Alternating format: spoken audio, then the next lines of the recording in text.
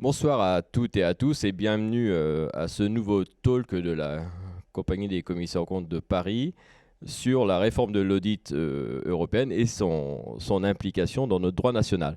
Alors le 12 avril dernier, nous avions tenu ici même un premier talk sur les généralités de la réforme européenne de l'audit.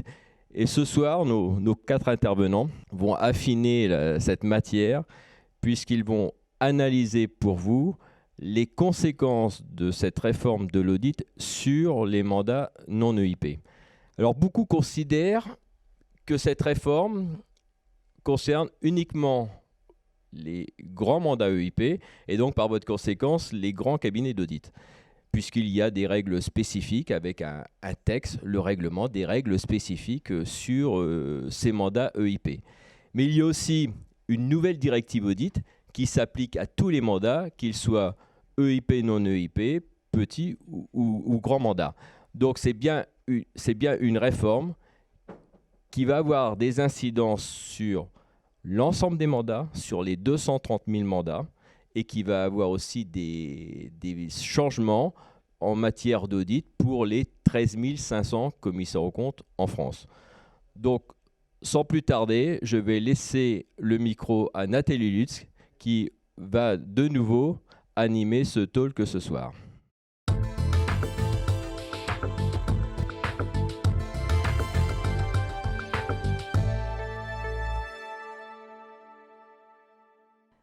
Bonsoir à toutes et à tous. Bienvenue au deuxième talk de la CRCC, donc consacré aux impacts de la réforme de l'audit européenne sur les mandats et les cabinets non EIP, dont talk que j'ai le plaisir d'animer de nouveau ce soir. Cette émission s'inscrit dans la continuité de la première émission, dans laquelle nous avions tracé les grandes lignes directrices de cette réforme. Aujourd'hui, on a voulu aller plus loin et on a voulu être davantage concret, notamment pour les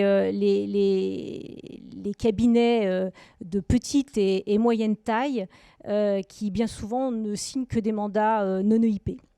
Donc, nous avions programmé ce talk postérieurement au 17 juin, puisque c'était la date prévue de transposition définitive de la réforme européenne dans notre droit national. Aujourd'hui, on s'aperçoit que la partie législative a bien été adoptée par ordonnance du 17 mars dernier. Par contre, il reste la partie réglementaire, et notamment notre code de déontologie qui doit changer, et qui n'a donc toujours pas, et qui est toujours en cours de validation par la chancellerie à ce jour. Donc malgré le retard pris par les autorités, nous avons décidé de maintenir ce talk, parce qu'on s'aperçoit que vous avez beaucoup de questions sur cette réforme d'ampleur, et preuve en est toutes celles que vous nous avez posées depuis 10 jours et qui nous ont permis donc de préparer cette animation de ce soir. Et donc on s'est permis de les regrouper pour que le sujet soit plus lisible pour tous. On s'est permis de les regrouper par thématique. Donc évidemment, le premier thème, on pose les jalons, c'est quelle réglementation est applicable. Le deuxième thème, c'est quel impact de cette réforme sur l'organisation des cabinets non EIP. Le troisième, ce sera évidemment le contrôle qualité qui régit notre profession, notamment sur donc, les cabinets non EIP. Quatrième, c'est la mission des commissaires aux comptes. Ensuite, un rappel sur le périmètre EIP, non EIP. Et enfin, parce qu'il faut bien terminer quand même par ce sujet, c'est tout ce qui concerne la discipline. Donc, pour répondre à toutes ces questions, je suis accompagnée une nouvelle fois de Frédéric Burban, vice-président délégué de la CRCC de Paris, de Jean-Marc Fleury, donc commissaire aux comptes, et d'un petit nouveau, Arnaud Devoucou, désolé Arnaud, qui est commissaire aux comptes également. Et donc tous les trois sont énormément impliqués dans la commission européenne, Europe de la CRCC de Paris, que nous avons instituée donc il y a déjà maintenant une grande année. Si vous le voulez, on peut commencer à répondre aux questions de nos confrères. Donc je pense que pour déjà poser le décor, c'est la réglementation des mandats non EIP sera-t-elle alignée sur celle des EIP ? Pour répondre à cette question, il faut simplement bien comprendre l'organisation des textes. Nous avons actuellement 3 textes qui sont approuvés, le règlement européen, la directive européenne et l'ordonnance de transposition. Et nous avons 2 textes qui sont en cours d'élaboration, un ou plusieurs décrets pour la transposition et le code de déontologie. Le règlement européen, à l'exception de sa partie service non audit qui a été étendue à l'ensemble des cabinets et des mandats, le règlement européen ne comporte que des dispositions afférentes au mandat EIP qui ont un caractère d'exception. Donc on le rappelle bien, hein, la réforme européenne, ce n'est pas applicable uniquement au mandat EIP, c'est applicable à tous, avec des dispositions différentes suivant les sujets, mais c'est applicable à la fois aux EIP et aux non-EIP. C'est important de le dire. On a eu beaucoup de questions sur les services non audits. Alors on les appelle comme on veut, les DDL, les SNA, les SAC, puisque plusieurs acronymes se disputent le sujet. Mais la première question, aujourd'hui on est le 20 juin, je dois mener une mission non audit. Quel texte s'applique ? Alors effectivement la question est de savoir si on peut encore appliquer les DDL. Je pense que la position raisonnable à prendre, c'est que en présence d'un certain vide juridique, et dès lors que les NEP et les DDL préexistantes ne se trouvent pas en contradiction avec les nouvelles règles qui ont été édictées, eh bien on peut continuer aujourd'hui, par prudence, à les appliquer. D'accord. Ce sont des textes qu'on connaît, donc on continue à les appliquer. Et alors, donc, la question qui a été posée, c'est donc les commissaires aux comptes dans les mandats de NEIP, peuvent-ils également avoir recours aux services non-audit ? Alors, on continuera à les appeler services non-audit, même si, effectivement, dans la nouvelle réglementation, on les appelle les SAC, services autres que certification des comptes, mais bon, pas très beau. Je crois qu'effectivement, il faut se rattacher à notre réglementation actuelle, réglementation qui, je vous le rappelle, dit que tout ce qui n'est pas autorisé est interdit, et donc se rattacher à nos normes d'exercice professionnel et à nos DDL. Donc je crois qu'on peut donner quelques exemples. Vous pouvez encore aujourd'hui, via procédure convenue, faire un audit de conformité fiscale, par exemple. Je crois qu'on peut faire aussi, évidemment, la fameuse dernière NEP qui est l'audit, l'attestation environnementale de responsabilité sociale et environnementale, et d'autres comme Frédéric. En fait, oui. Quel cas pratique on peut donner en fait à nos auditeurs, puisque ce sont donc des missions connexes à notre mission principale de certification des comptes. Quel cas pratique on peut donner ? Parce que sous ce vocable, voilà, donnons des cas pratiques. Alors prenons par exemple un cas, celui des travaux sur le contrôle interne ou encore des travaux sur la fraude. Alors nous avons dans le cadre actuel, enfin dans l'ancien cadre, puisque maintenant ça fait quand même 3 jours que finalement tout ça est en principe applicable, nous avions 2 DDL. La 9080 sur les travaux, les consultations relatives au contrôle interne, et d'autre part, et ça avec un cadre un petit peu plus étendu mais plus ciblé, la NEP 9040 sur les procédures convenues qui permet à la fois de faire des travaux sur le contrôle interne, la vérification notamment de ce contrôle interne, et puis en fait aussi peut-être des travaux dans le cadre de missions sur la fraude. Alors, que pouvons-nous faire aujourd'hui ? Alors, j'ai un mandat non EIP, je veux, en fait, mon client me sollicite pour réaliser actuellement une mission sur le contrôle interne. Que puis-je faire ? Alors, le nouveau cadre, il précise bien qu'en fait, en tant que commissaire aux comptes, je ne peux pas participer à la conception ou à la mise en œuvre de procédures de contrôle interne. Donc, je ne peux pas être un concepteur et je ne peux pas être un pilote, un exécuteur des procédures de contrôle interne.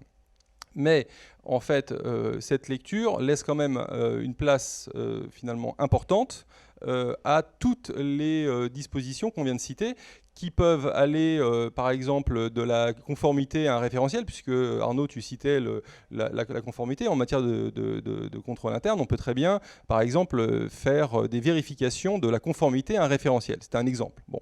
Un autre exemple qu'on peut prendre, c'est celui de réaliser des formations ou en fait d'examiner forces et faiblesses sur le contrôle interne, comme le permettent les DDL actuels.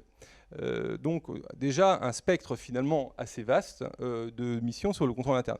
En matière de fraude, tant que l'on reste dans le domaine des comptes, c'est-à-dire qu'on s'appuie sur les comptes, tant qu'on s'appuie sur des éléments comptables et qu'on reste effectivement dans le champ de l'information financière, eh bien en fait il est tout à fait compréhensible et admissible que les procédures issues des DDL puissent continuer à s'appliquer dans ce nouveau référentiel, et ce dès à présent, parce que comme le disaient tout à l'heure Arnaud et Jean-Marc, en fait nous pouvons continuer à appliquer on va dire l'esprit en fait de ces DDL dans le cadre du nouveau référentiel, le temps pour justement le code de déontologie à venir de clarifier tout cela, mais dans un spectre qui devrait, en tout état de cause, permettre de continuer à faire ce type de mission. D'accord. D'autres cas pratiques, Jean-Marc, que tu as l'habitude de... On s'est interrogé aussi sur l'intervention des commissaires aux comptes dans les situations de litige. Et alors, ce qu'il faut savoir, c'est que pour les mandats EIP, il y a un certain nombre de précisions qui ont été données. Pour les mandats non EIP, aujourd'hui, on considère que c'est le code de déontologie actuel qui s'applique. Et donc, on a tendance à recommander finalement de rester dans l'état actuel des choses, c'est-à-dire surtout de ne pas se trouver ni en situation de défenseur, ni en situation d'expert, et donc de se contenter de faire des attestations qui sont des attestations de conformité, de concordance ou de présentation cohérente des informations, comme en fait le proposait la DDL. Toujours les informations donc produites par la société, informations comptables et financières produites par la société. Donc, ce que vous recommandez, donc, c'est on se réfère toujours à notre ancien, nos anciennes NEP, puisqu'on peut dire qu'elles sont anciennes maintenant, même si pour l'instant on est encore dans une petite zone de flou. Tant que les décrets d'application ne sont pas encore promulgués, au règlement, à la réglementation et au code de déontologie ne sont pas parus. Et a priori, on peut attendre ça pas avant septembre. Tout ce qu'on vient d'exposer, effectivement, est tout à fait valable dans un cadre non EIP. Attention, pour les sociétés, pour les mandats EIP, le règlement en fait, européen est d'ores et déjà applicable.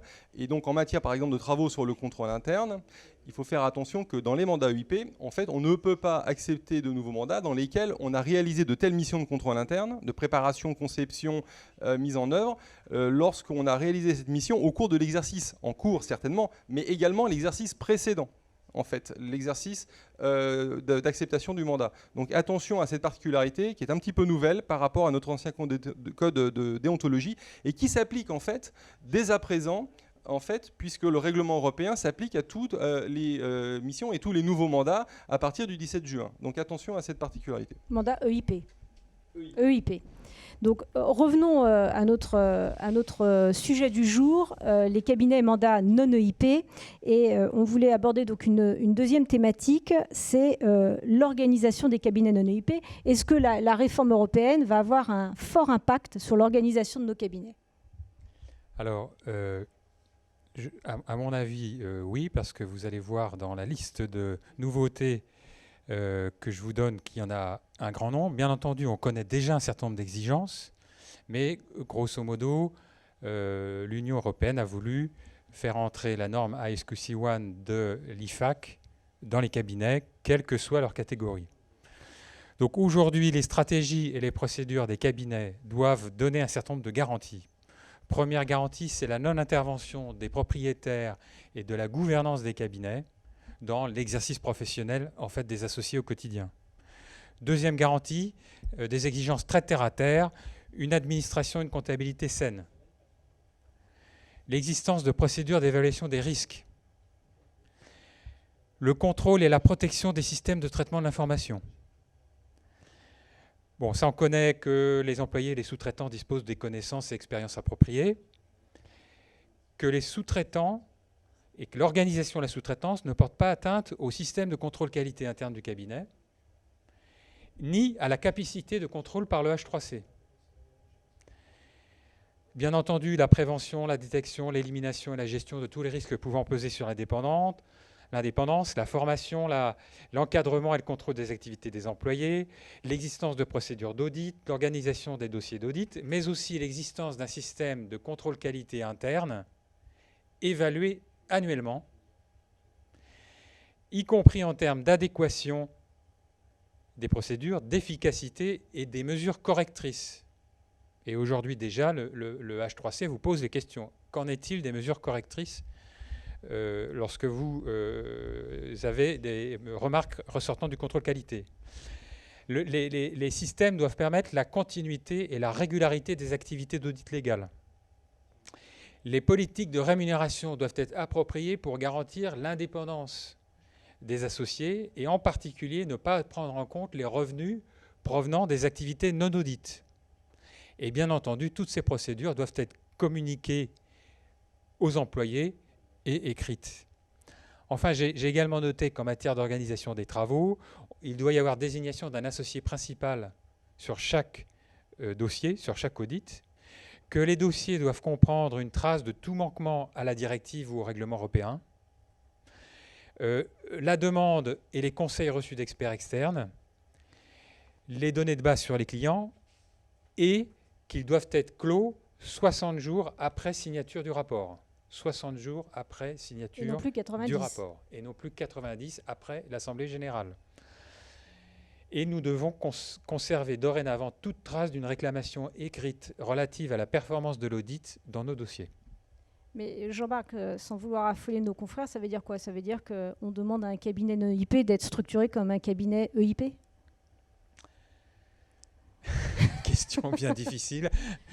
Tout ce qu'on peut dire, c'est que on va dire que le corpus qui permettrait de satisfaire à ces exigences, il existe. Il est pratiqué d'ores et déjà par un certain nombre de cabinets. Et je sais que la compagnie régionale s'engage à progressivement mettre à disposition de tous les confrères tous les outils. On mettra des outils à votre disposition. Enfin, on en reparlera à la fin de ce talk. Merci Jean-Marc. La question suivante touche le thème du contrôle qualité. On nous demande comment se déroule le contrôle qualité pour les non-EIP désormais. Alors là, je peux répondre à cette question, pour une fois. En fait, le contrôle qualité pour les cabinets non-EIP sur 2016 ne va pas foncièrement changer.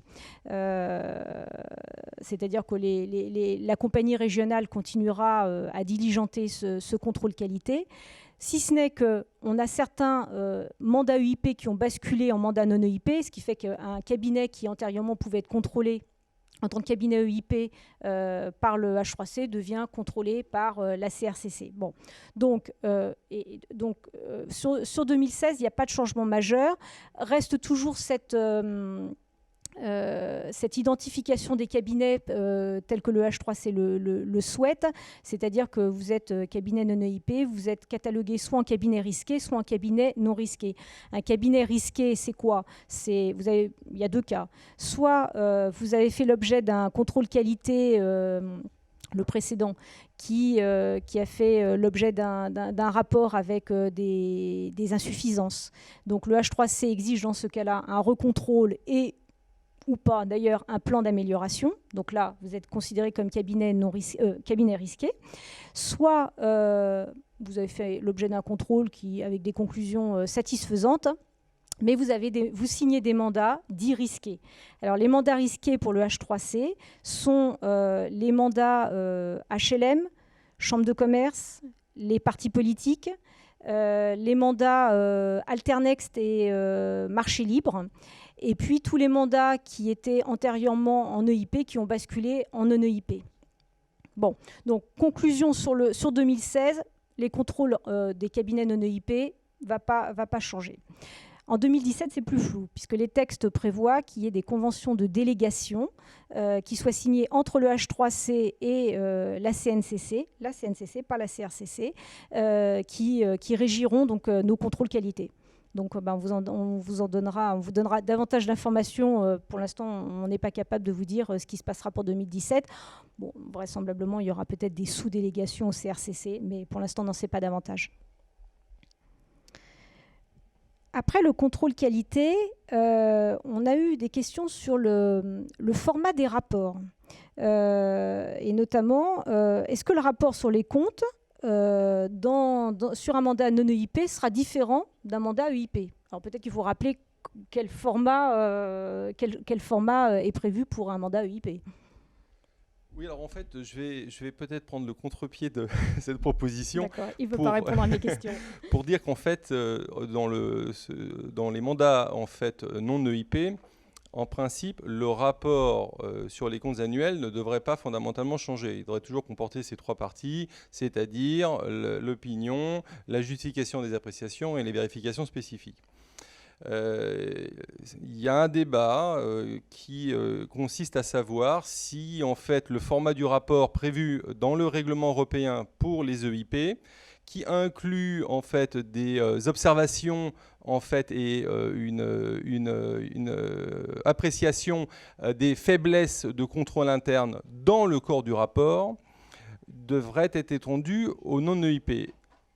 Évidemment,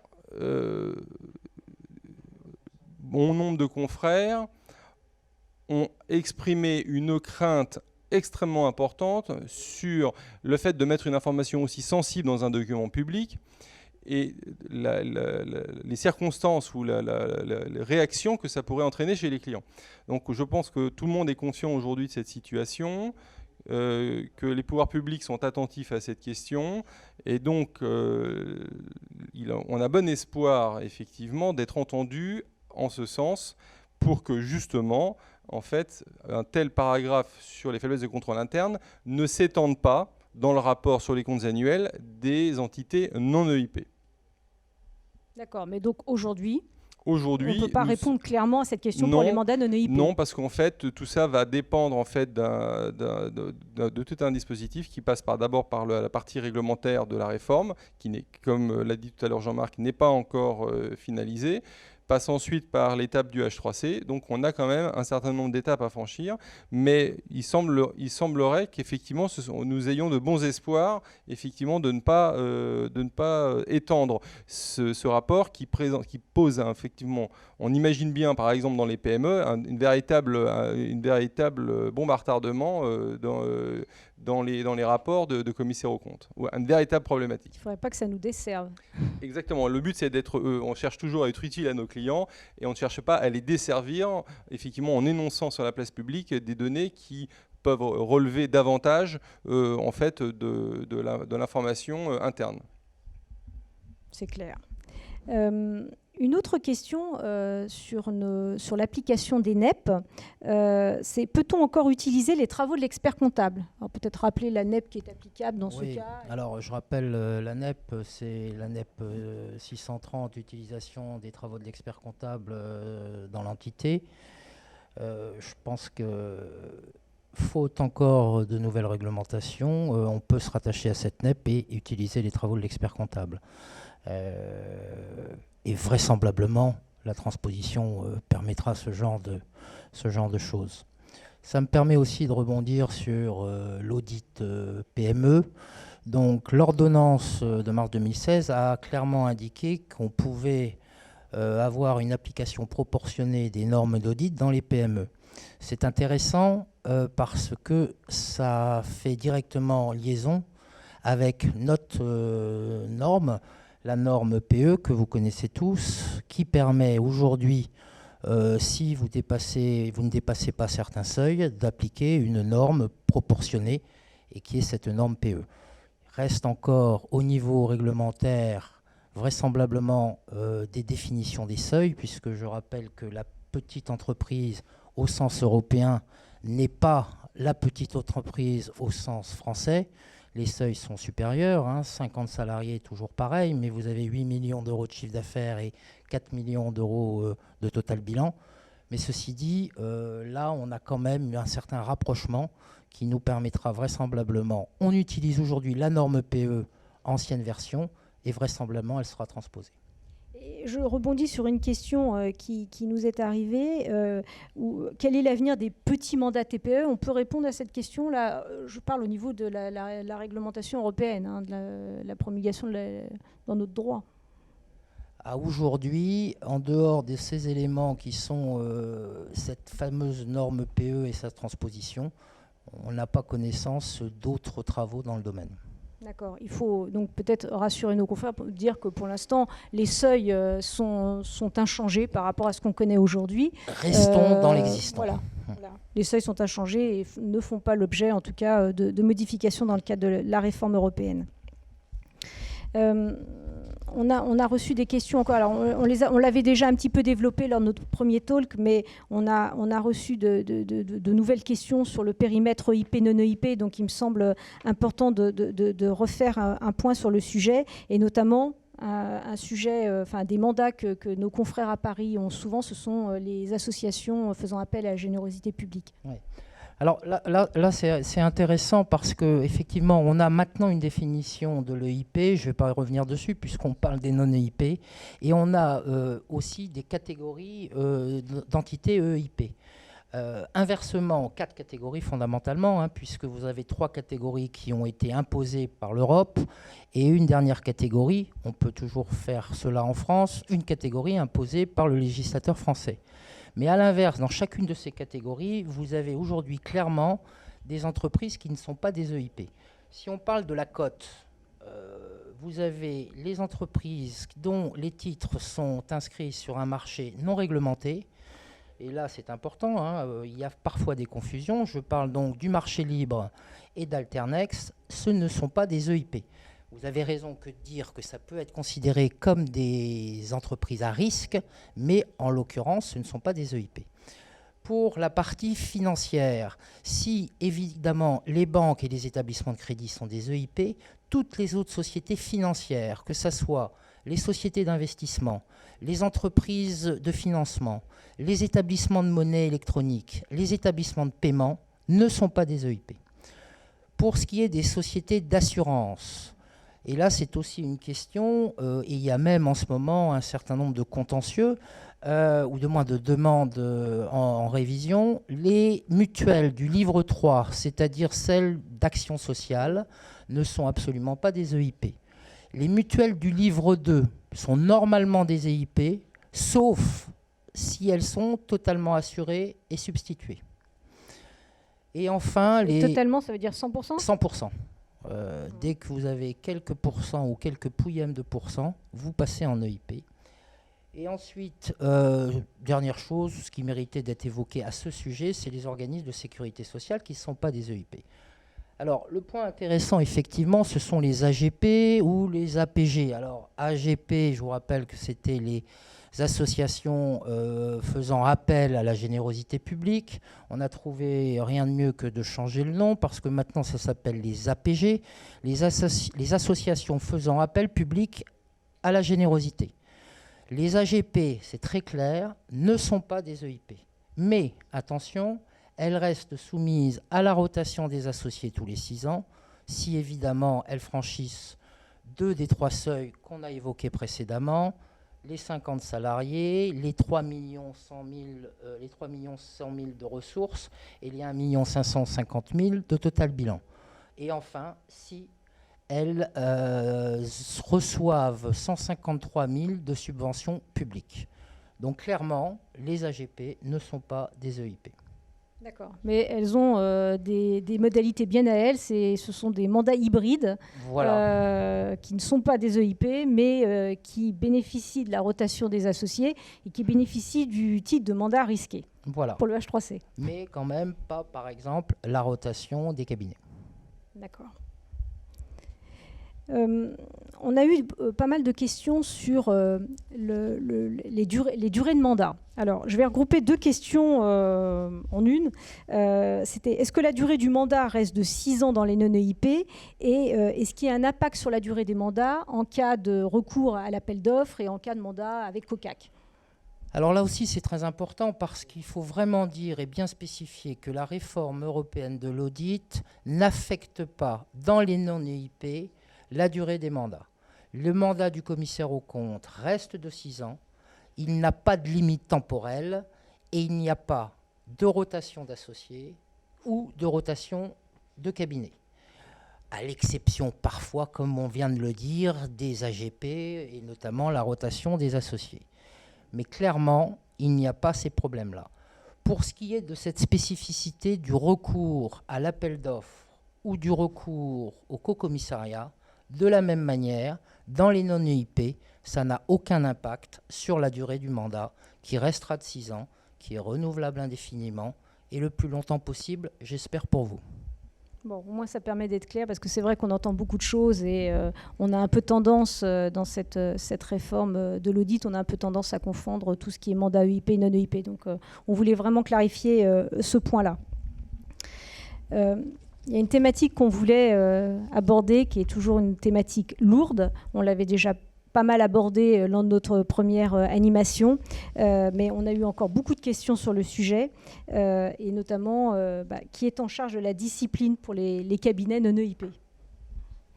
Alors, en principe, la juridiction qui est en charge de la discipline dans les cabinets non-EIP, c'est la commission régionale de discipline, à l'exception des cas où le H3C se réserve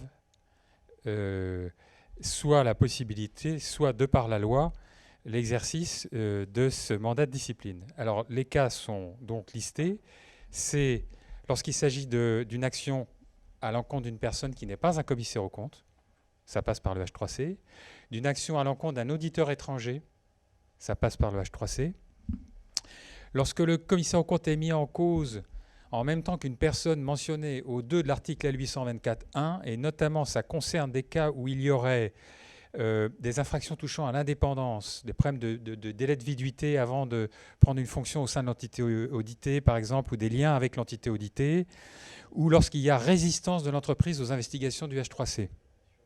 Et puis, de façon un petit peu plus discrétionnaire et générale, le H3C pourra décider de prendre le cas lorsque la nature des griefs, leur gravité, leur complexité, les nécessités de faire une bonne administration de l'affaire seront pour lui déterminants.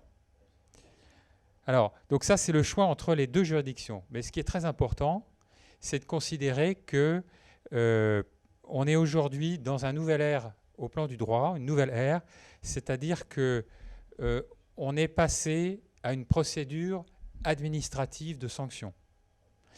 Et les grandes caractéristiques de cette procédure administrative de sanction, c'est qu'aujourd'hui, nous n'avons plus que 2 niveaux de juridiction. Donc, en premier ressort, soit c'est la commission régionale de discipline, soit c'est le H3C. Et ensuite, un recours est possible devant le Conseil d'État. Recours dit de pleine juridiction, ce qui tend à dire que le Conseil d'État fera en réalité cour d'appel. Ça, c'est applicable là depuis le 17 juin ? C'est applicable depuis le 17 juin, sauf pour les cas qui étaient déjà pendants et qui vont continuer à être gérés par les anciennes juridictions et les anciennes procédures. D'accord. Toujours sur la discipline, on a beaucoup parlé de la dernière fois de ces nouvelles sanctions pécuniaires. Et donc, évidemment, la question qu'on nous a posée, c'est les sanctions pécuniaires sont-elles applicables aux non-EIP ?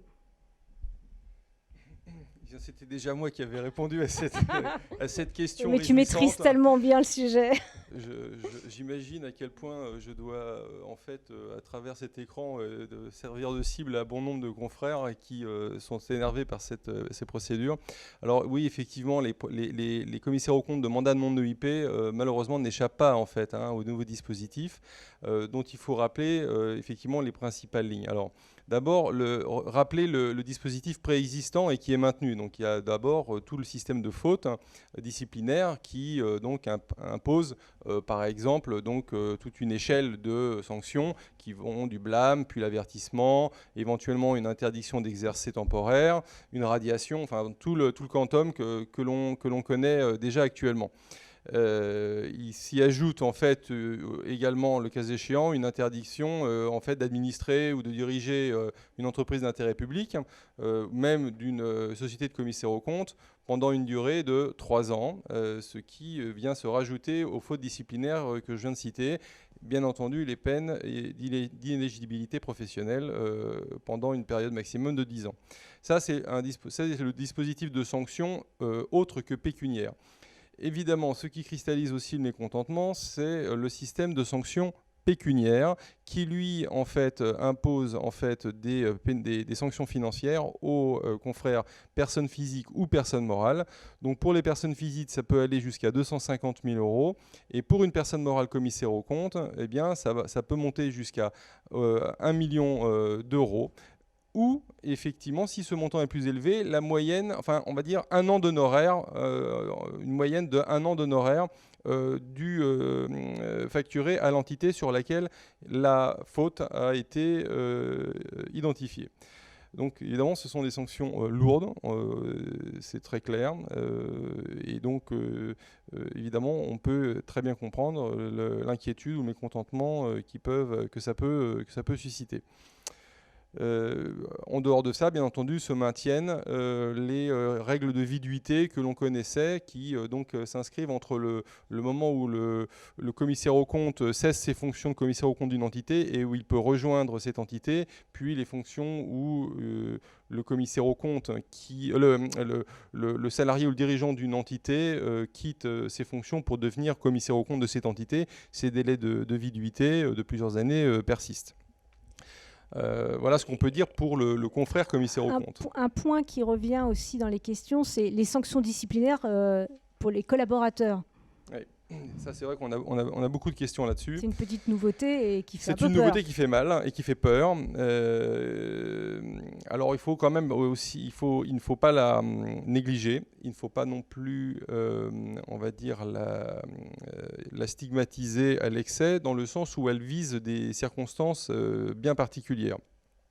Elle vise tout d'abord le manque d'indépendance en raison des liens financiers. Donc en fait, effectivement, n'importe quel salarié d'un commissaire aux comptes qui enfreindrait en fait les règles qu'il a visées dans son attestation d'indépendance, visant à dire qu'il ne devait pas effectivement donc entretenir de liens financiers ou personnels avec des personnes clés de l'entreprise cliente, peut se voir effectivement sanctionné à la fois financièrement, mais aussi sur le plan civil. Donc donc les sanctions sont moindres évidemment, mais quand même significatives, puisqu'on parle quand même de 50 000 € pour une personne physique, ce qui sera le cas général. Pour une personne morale, ça peut aller jusqu'à effectivement 500 000 €. Le deuxième cas, évidemment, qui devrait être évidemment aussi exceptionnel et rarissime que le premier, c'est celui en fait de l'obstruction en fait au contrôle du H3C.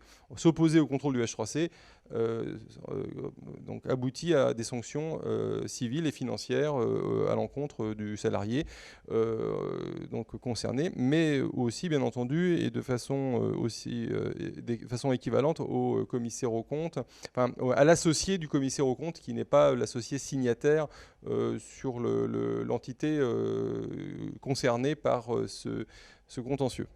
Donc on a un peu dédramatisé ce sujet-là. Enfin, c'est vraiment 2 cas très spécifiques. On doit pouvoir, dans une vie de commissaire aux comptes, pouvoir se passer de ces 2 cas assez facilement. Oui, on peut l'espérer, oui. Oui, alors je pense d'autant plus que, certes, on est dans une nouvelle procédure, mais elle offre quand même un certain nombre de garanties. Alors, la première garantie, c'est que la composition des juridictions, que ce soit dans la commission régionale de discipline ou dans le H3C, la fameuse formation restreinte qui va être chargée de ces problèmes de discipline, le président est un magistrat de l'ordre judiciaire. Et les autres personnes faisant partie de l'une ou l'autre des 2 juridictions sont elles-mêmes soit des magistrats, soit des personnalités ayant des compétences financières. Et à chaque fois, on doit retrouver en principe, en tout cas c'est le cas dans la commission régionale de discipline, un représentant de la compagnie. La deuxième chose, c'est qu'il y a institution d'un rapporteur général. Oui.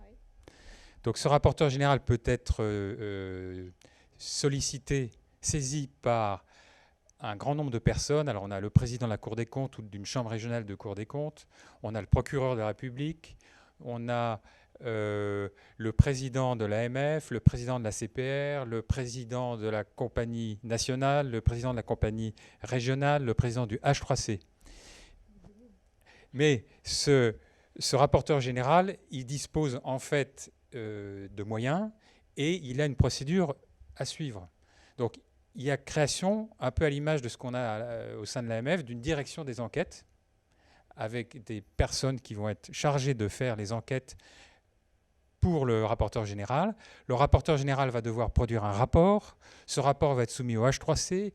Au vu de ce rapport, le H3C va déterminer les griefs et puis les notifier à la personne intéressée, qui pourra donc être, comme on l'a dit, soit un commissaire aux comptes, soit une entreprise, soit toute personne intéressée, en fonction des cas. Cette personne va avoir un droit de réponse. Un rapport final prenant en compte les observations va être établi. Et c'est sur la base de ce rapport final que le H3C va désigner la formation compétente, à savoir soit la commission régionale de discipline, soit le H3C lui-même. Ensuite, il y a une vraie procédure juridictionnelle, c'est-à-dire qu'il y a récusation possible des membres de la juridiction, il y a possibilité de se faire assister d'un conseil, il y a un vrai délibéré, la décision doit être motivée, etc., etc.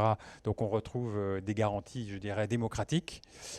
Et puis, aussi intéressant, c'est que ces fameuses sanctions administratives, elles sont en grande partie financières. Et on pouvait être un peu inquiet de savoir quels étaient les critères qui prévaudront pour déterminer le montant. Alors là, il y a une doctrine qui a été incluse dans l'ordonnance, si je ne me trompe, et qui dit que le niveau des sanctions sera déterminé en fonction de la gravité des faits et du degré d'implication de la personne dans les faits, en fonction de la situation et de la capacité financière de la personne, ce qui se traduit notamment par le patrimoine de la personne, et pour une personne physique, son revenu, pour une personne morale, son chiffre d'affaires. Le cas échéant, on tiendra compte des gains et des avantages obtenus de par le manquement, et puis on tiendra également compte du degré de coopération avec les autorités d'enquête et des manquements antérieurs qui auraient déjà été commis, bien entendu. Enfin, c'est peut-être le moins sympathique, c'est que les sanctions seront publiées sur le site du H3C, voire dans les cas les plus graves, elles feront l'objet d'une publication sur des journaux ou des supports appropriés décidés par le H3C. Bon, des informations peu réjouissantes, mais on se devait d'être le plus large possible dans l'information. J'ai des questions qui arrivent, et notamment une, puisqu'on a parlé tout à l'heure des associations. Donc, concernant les associations qui en cours de vie sont devenues APG, à partir de quelle date part le délai de rotation des signataires? Est-ce que c'est la date de nomination ou est-ce que c'est la date à laquelle l'association est devenue APG? Alors, c'est naturellement la date à laquelle l'association est devenue APG. Donc, si on prend un exemple, vous êtes commissaire aux comptes d'une association et au bout de 4 années de mandat, elle devient APG. Vous pouvez être renouvelé, mais seulement 4 ans et devez à ce moment-là faire une rotation, puisque vous aurez eu un mandat de 6 ans dans une association considérée APG. D'accord. Rotation d'associés, bien sûr. Oui, rotation d'associés. Ça, on a bien expliqué tout à l'heure. Tout à fait. J'ai une autre question. Donc là, on a parlé des non-EIP. L'autre question, c'est de dire, bon, bah alors, donc du coup, qu'est-ce qui est applicable aux EIP qui n'est pas applicable aux non-EIP? Quels sont dans tous les textes à profusion qui s'annoncent à nous, qu'est-ce qui est applicable aux non-EIP, aux EIP qui ne l'est pas aux non-EIP? Alors effectivement, si on raisonne par exception, qu'est-ce qui est applicable aux EIP? D'abord, l'obligation de recourir à un appel d'offres pour la nomination du commissaire aux comptes, à l'exception de petites EIP, qui sont soit celles qui répondent à la définition de PME européenne, soit celles cotées sur un marché réglementé et dont la capitalisation boursière n'excède pas 100 millions d'euros. Ce qui n'est pas non plus totalement négligeable. Ce qui n'est pas applicable aux non-EIP, c'est évidemment la rotation des cabinets. c'est la rotation des associés, sauf les APG que l'on citait à l'instant. Ce sont des règles particulières en matière de services non audit, et en particulier la fameuse règle de plafonnement des honoraires à 70%, calculés en moyenne sur 3 ans, etc. etc. C'est l'approbation des missions non audit par le comité d'audit. Ce sont les relations avec le comité d'audit, dont on se souvient que le comité d'audit, il a pour mission de superviser les travaux du commissaire aux comptes, il a pour mission de s'assurer de l'indépendance du commissaire aux comptes, il a pour mission de lancer un processus de sélection au moment de la nomination ou du renouvellement, et de donner son avis au conseil d'administration. Donc ça n'existe évidemment pas pour le non-EIP. C'est la revue indépendante obligatoire avant toute émission d'opinion en EIP et absolument pas prévue pour les non-EIP. Ce sont des mentions particulières dans le rapport d'audit, et notamment la description des risques d'audit et de la réponse apportée par l'auditeur. C'est également l'obligation de signaler rapidement aux autorités de surveillance un certain nombre de situations. C'est le rapport de transparence pour les cabinets. Et puis, c'est un pouvoir renforcé des autorités de contrôle sur les cabinets qui, effectivement, auditent des entités EIP. D'accord, merci de nous avoir rappelé toutes ces différences. Je crois que tu as pas cité le fait de l'acceptation des services non audit ou des SAC par le comité d'audit. J'ai une autre question. Si j'ai un seul mandat EIP, est-ce que tous mes autres dossiers seront contrôlés par le H3C? Là aussi, je peux y répondre. Alors, comme tu veux, Arnaud. Non, ça aussi, je peux y répondre. Oui, en fait, dès que vous avez un mandat EIP, donc nouvelle définition, vous êtes considéré comme cabinet EIP, et donc à ce titre, contrôlé par le H3C. Ça a été une des grandes discussions, et notamment certains pays ont réussi à ne pas rentrer dans ce schéma. Vous avez des mandats EIP, mais vous pouvez donc être contrôlé sur un mandat EIP. En France, la position qui a été prise et qui est un peu, je dirais, globale, c'est que dès que vous n'avez qu'un seul mandat EIP, vous êtes cabinet EIP et contrôlé par le H3C. En fait, le point d'entrée, mais c'était déjà le cas antérieurement, le point d'entrée d'un contrôle qualité, c'est la définition qu'on donne au cabinet. Voilà. Et donc le cabinet est EIP à partir du moment où il signe au moins un mandat EIP. Une autre question sur les rapports. Je crois, Frédéric, c'est toi qui as parlé des rapports. Avec les changements de texte, aura-t-on de nouveaux modèles pour les rapports? J'imagine. On ose l'espérer, bien sûr. Oui, il y aura de nouveaux modèles. Inévitablement, voilà, la compagnie va adapter les modèles de rapport. Encore une fois, donc, les premiers effets vont être ressentis par les cabinets qui certifient des comptes de IP, puisque eux vont effectivement devoir très, très vite adapter leur modèle de rapport. En fait, sur les comptes d'ailleurs 2016, ce sera effectivement déjà a priori applicable, puisque le règlement lui-même européen est déjà applicable. Donc tous les comptes des exercices annuels postérieurs, a priori, vont devoir se mettre en fait à la page. Mais pour revenir sur les mandats non EIP, tranquillisez-vous, on maintient aujourd'hui nos modèles de rapport tels que tu le disais, Frédéric. Une autre question. Frédéric, je pense que c'est encore pour toi. Parce que dès qu'on parle de sanctions... les sanctions financières sont-elles assurables? Ouais, alors, on a déjà eu cette question. On n'a pas davantage la réponse que la dernière fois. En fait, je pense qu'il faudra plutôt poser la question aux assureurs. Bien sûr, en fait, c'est une question qui a été posée aux assureurs. A priori, en tant que sanction civile, c'est compliqué d'aller assurer en fait des sanctions. Mais le sujet reste ouvert, mais à ce jour, on n'a pas eu de réponse très favorable de la part de nos assureurs sur ce sujet. Ça, c'est pas très rassurant pour le coup.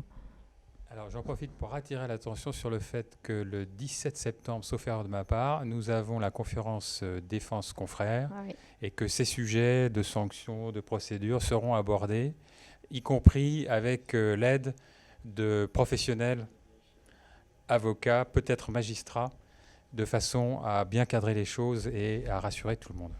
Rassurer ou avoir plus peur? Non, rassurer. Rassurez, il faut savoir que c'est la défense confrère, on l'organise tous les 2 ans, mais c'est un service qui est à votre disposition 7 jours sur 7, en l'occurrence, 24 heures sur 24. Une question sur les missions d'attestation. Tout à l'heure, on a évoqué les DDL, mais bon, comme elle est posée, peut-être qu'on n'a pas été suffisamment clair. Concernant les missions d'attestation en application des textes légaux ou réglementaires, quelles sont les incidences dans la réforme de l'audit sur ces types de missions ? Oui, on peut répéter, parce que ça mérite d'être reposé. Restons encore dans notre dernier cadre conceptuel, et on a une DDL qui est attestation, et rattachons-nous à celle-là tant qu'il n'y a rien de nouveau. Très bien. Pensez-vous, je n'ai plus de questions, donc pensez-vous qu'on ait balayé l'ensemble des interrogations que l'on peut se poser, qu'on n'ait rien omis ? Je crois que malheureusement pas, parce que, encore une fois, comme tu l'as dit dès le début, 17 mise en application de tous les textes 17 juin, ordonnance mars 2016. On a compris à travers les discussions qu'on a pu avoir avec les différents présidents que il est fortement probable que rien ne soit totalement arrêté. Je parle des non-EIP et de la transposition française avant septembre, voire décembre de l'année. Donc, restera toujours quelques vides et questions. Encore une fois, même si rien n'est totalement arrêté aujourd'hui, je crois qu'on est tous d'accord pour dire qu'il faut se raccrocher aux textes existants. Ils sont parfois limitatifs, mais au moins sécurisants. Et donc, rattachons-nous à ce juridique. Merci. Donc ce talk touche à sa fin et je voulais remercier nos 3 intervenants pour leurs éclairages sur toutes ces questions. Merci à vous de votre attention. Nous espérons avoir répondu de la manière la plus large possible à toutes vos interrogations. Alors, je voulais faire passer quelques messages. Donc, lors du premier talk, on avait annoncé la mise en œuvre d'une page dédiée à la réforme européenne de l'audit, donc sur le site de la CRCC. C'est fait. Vous avez dessus déjà des vidéos et des outils qu'on va évidemment enrichir au fil de l'actualité et donc des derniers textes qui seront transposés. Et surtout, on va essayer de vous mettre dessus des outils concrets pour que vous puissiez bien appréhender et bien appréhender dans vos cabinets cette réforme. Je voulais également vous rappeler qu'on a une permanence juridique donc à la CRCC de Paris qui est disponible du lundi au vendredi, qui est à votre écoute, à la fois sur la réforme européenne, mais sur toute question liée à votre activité de commissaire aux comptes. Je pense que donc, le numéro va s'afficher sur vos écrans, le numéro de téléphone. Et je voulais également vous annoncer qu'à la rentrée, mais la date n'est pas arrêtée, je crois. À la rentrée, nous organisons une grande conférence sur la réforme européenne de l'audit et les nouvelles stratégies à mettre en œuvre au sein de vos cabinets pour pouvoir l'appréhender au mieux, pour pouvoir l'intégrer. Et quand on dit au sein de vos cabinets, c'est-à-dire qu'on va essayer de balayer au maximum toutes les typologies de cabinets que nous rencontrons à Paris pour pouvoir être le plus large possible dans les réponses à vos questionnements. Vous dire également que vous pouvez retrouver l'émission qui vient de se dérouler donc en replay sur le site de la CRCC, donc YouTube. Et puis vous dire merci et puis à bientôt. Merci Nathalie. Merci. Merci, à bientôt. Merci. Au revoir. Au revoir.